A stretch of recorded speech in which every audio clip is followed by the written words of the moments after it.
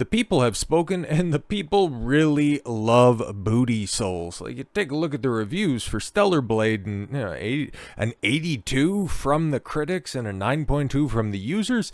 Now, I've took a look at some of the, user reviews, and a lot of them are, fighting a culture war battle, but you could also say that for the same amount of critics that are there, so you just have to go and take a look at the amount of people playing the game, and, well, it's getting talked about a lot, okay, and it's driving a lot of controversy on both sides of the equation. And the last video that we did on the subject, I forget specifically when it was, but I brought up it was citing a Reddit post, okay, about you can go ahead and get a refund from the Sony PlayStation Store if you cite false or misleading advertising, and I was skeptical when I presented that information, knowing that, yeah, okay, the customer service on Sony's behalf is normally pretty good, and when it comes to their refund policy, it's interesting. I haven't really seen that would end up being the case, and given the fact that they were citing a Reddit post, kind of led me to believe that there was something sketchy involved in that. And, well, you take a look at this, okay, and shout out to Grummz, who's going to be central to this video. If you refund Stellar Blade, you are making a mistake. I don't really know, okay, because I'm still undecided when it comes to this, but we'll digress on that for a moment. Shift Up is not the target. Shift Up is the one making the biggest difference on PlayStation right now and making games that gamers want. Great gameplay, no DEI nonsense. Well, that's true. That's fair. They're also complicit in their own self-censorship, saying that, no, we're just going to go ahead and advertise the swimsuit and then just put out a day one patch, censoring a couple of them and saying that it was always the intended purpose to have them censored. I'm just waiting for all of this stuff a couple of weeks, a couple of months down the line when more outfits end up getting censored in the name of, no, that was always our intention. And I'll just have to wait on that one. But as it sits right now, the people that are playing the game are enjoying the game, and that's good enough for me. Refund PSN instead and send Sony a clear message to give them creative freedom. Yeah, you're not giving appropriate criticism to the people that are going along with this nonsense, but in general, the people that should be bearing the brunt of the criticism is in fact Sony, because they're just simply enforcing the will of a fringe minority, because the people on the other side of this, signing this change.org petition, okay, the free Stellar Blade petition, now that it's over 53,000, it's been a second since I refreshed this, okay, it could be higher than that, and okay, yeah, creeping up to 53,500 people. Like, this thing ain't stopping anytime soon, even though the gameplay for most of it, everybody's cranked it out. I've seen, commentary free long plays of this, and it's about a 12-hour game, which, hey, in the grand scheme of things, probably not all that bad, and maybe a good base to build onto something into the future. But people are going to be playing this game in a month's time. Well, it is kind of a pathetic release schedule for the rest of 2024 for most of the AAA game space, so potentially, but is it going to precipitously drop off? Well, yeah, because you would think something's going to be releasing sometime this summer, maybe, potentially. I don't know what people are looking forward to. I don't even know if Nintendo has anything big on the books this year. Kind of a crazy year. But speaking of this petition, what does it hope to accomplish? And who is organizing this? Oh, shout out once again. Oh, there's the same avatar, Mark Kern, Grummz, as you know him on social media. He's the one who organized this. And what's his stated purpose with this petition? Stellar Blade is a phenomenal new game that just launched on PlayStation 5 worldwide, but it has a problem. Content has been censored from the original trailer version posted by Sony. We as gamers want this content back. We relied on it, and we made the game the #1 pre-order worldwide because of it, and this is a true game we want. It was also the game that was promised to you by Shift Up. Stellar Blade is more than a game. It has become a cultural beacon for freedom of expression in a time where game publishers like Sony are censoring games more than ever. That's all true so far. Stellar Blade was a breath of fresh air, and a game rallied behind it because it meant things were changing, getting better, and the voice of creative freedom was ringing loud and clear. But for reasons unknown, well, come on, we can kind of deduce it since we're doing a lot of reaching here. The game was censored, changes were made. What we received after our good faith purchase was not the same as advertised. It's so strange that nobody wants to lay any of the blame at the feet of Shift Up. We believe in the game. We believe in Shift Up. Why?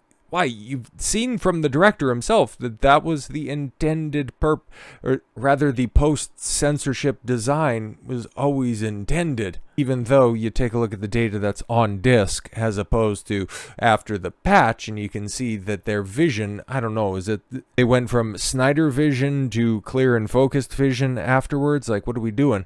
Or revert the censorship changes, patch the game, and you will find even more gamers will join you and support you. Yeah, exactly, because, okay, cool. We've seen capitulation to the left time and time again. That's exactly what this is. The people that were never going to buy your game to begin with because they already had an axe to grind with it, only want to complain and change it for this mythical modern audience that isn't going to play it anyways.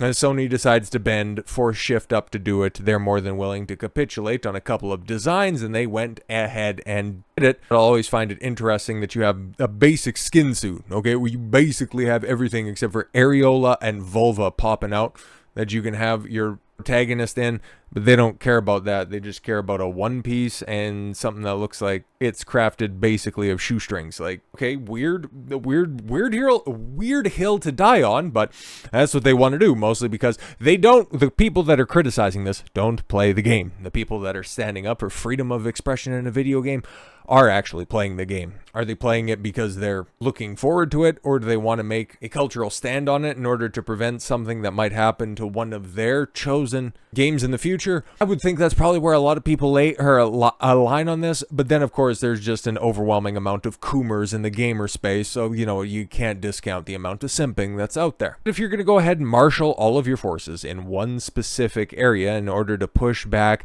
against the agenda pushers on the other side of the aisle, you got to go ahead and take the wins where you can get them. And while the Stellar Blade controversy is going to come and go, the radicals that are out there need to get put into their place. Okay, and shout out to Grummz once again. Now we're going to be following along this very strange timeline, because at the moment that all the Sweet Baby Ink stuff kicked off, you had the former World of Warcraft, as it says right over there, okay? G project lead for World of Warcraft, a producer on Diablo 2, StarCraft. The guy's, he's a throwback to when gaming was, popping, when it was the real thing, not this artificial, over-the-top, mobile games are carrying everything. Meanwhile, the, Western front is getting ready to collapse. This guy is legit. And that's why when he throws his hat into the ring and decides to do some research behind it, and he has inside sources that he can go ahead and get reports from, this is why somebody who has the connections that he does, when he speaks out on issues like this, it makes them sweat. If you want clear proof that Stellar Blade stuff is important, just look at the reaction. If it's such a trivial thing, why are people making death threats over it? What do you mean there, Ben? I'm sorry, Mark. I don't know why Ben Grummz comes to mind. Anyways, it's Mark Kern. Grummz. Okay. Why do they work so hard to discredit and tear down the petition? It's because it threatens an ideology, a virus, if you will, that has taken over so many minds. Yes, that virus. We know exactly which one he means without having to reference it. And yeah, no, exactly.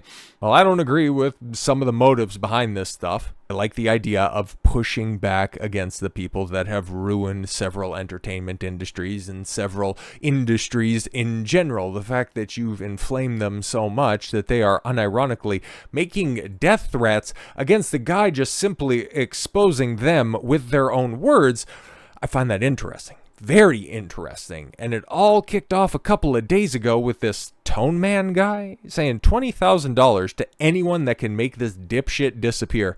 Now, I ain't no lawyer. I ain't no law scholar and nothing like that, okay? But that right there looks like he's trying to solicit somebody to knock off Grummz for the simply outing video game censorship. What are we doing? I don't even know who this Tone Man is, okay? All I know is that he made a reasonably illegal request. Now, okay, there's the Brandenburg statute where you need to go ahead and have something that is actionable, something that is specific, and something that is a pointed threat. Now, if you incentivize somebody to do this, to anyone who can, and then you have an actionable target that's right there, you'd at least have a case, that's for sure, and especially when it comes to soliciting somebody to commit a crime like that, that kind of seems like it's really treading a line. Really treading a line, and I could hear people speculate on this on either side and probably be convinced of it, because that seems pretty actionable. It's not the only round of threats. That was just the one that kind of peaked all of this stuff off. Okay, you have Adrian Campos. That's a name that seems really familiar.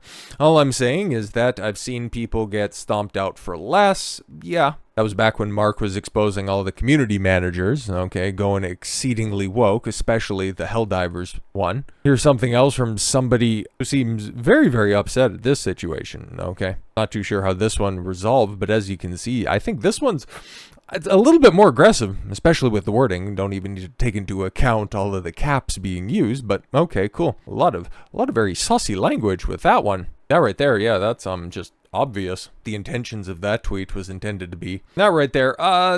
That's probably the least threatening one, but you can understand where they're trying to go with that one, okay? But this is something that Grummz has had to deal with ever since he decided to go public with his criticism of the activist classes ruining gaming. And well, it ended up stepping up a bit, because I have no idea who Tone Man is, but I do have an understanding who Denims is. Yes. And OnlyFans thought, well, oh no, I'm sorry, I should just walk through the transition here. A failed Twitch creator who decided to take her talents to OnlyFans and then use that in order to make an even bigger Twitch funnel for herself. She's a Hassan clone who failed at being as vacuous as Hassan, only to get lower cut shirts and then grow her audience that way. It's so fantastic and how easy women have it on the internet, and especially just the amount of entitlement they have and think that they can get away with. Twitch streamer Denims ups my bounty to $30,000 while reacting to Asmongold's video about Tone Man's death threat against me. This is getting out of hand.